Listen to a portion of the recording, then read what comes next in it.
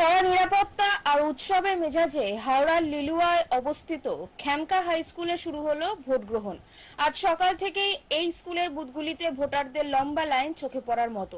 বেলা বাড়ার সঙ্গে সঙ্গে ভিড় আরও বাড়ছে, যা এলাকার মানুষের মধ্যে গণতান্ত্রিক অধিকার প্রয়োগের ব্যাপক উৎসাহের প্রতিফলন।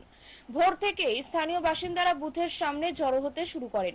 তীব্র গরমের পূর্বাভাস থাকলেও সাধারণ মানুষ সকালের শীতল আবহাওয়াতেই নিজেদের ভোটদান পর্ব সেরে ফেলতে চাইছেন।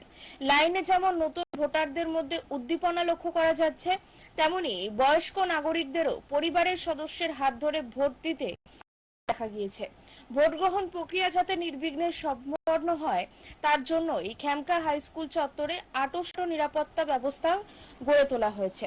মোতায়েন রয়েছে কেন্দ্রীয় বাহিনী এবং রাজ্য পুলিশের বিশাল পুলিশ বাহিনী। বুথের ভেতরে এবং বাইরে সিসিটিভির নজরদারির পাশাপাশি যথাযথ তল্লাশি চালানো হচ্ছে। এখনো পর্যন্ত কোনো অপ্রীতিকর ঘটনার খবর পাওয়া যায়নি। সম্পূর্ণ শান্তিপূর্ণভাবেই চলছে গণতান্ত্রিক এই উৎসব। নির্বাচন কমিশনের পক্ষ থেকে ভোটারদের সুবিধার্থে পানীয় জল এবং ছায়ার ব্যবস্থা করা হয়েছে। স্থানীয় এক ভোটারের কথায়, সকাল সকাল ভোট দিয়ে দেওয়াটাই ভালো, বেলা বাড়লে রোদ বাড়বে, তাছাড়া নিজের অধিকার প্রয়োগ করাটা আমাদের কর্তব্য। বিকেলের নির্দিষ্ট সময় পর্যন্ত এই ভোটদান প্রক্রিয়া চলবে। এলাকার পরিস্থিতি নিয়ন্ত্রণে রাখতে প্রশাসনের পক্ষ থেকে বিশেষ নজরদারিও চালানো হচ্ছে। Bureau report, channel 10।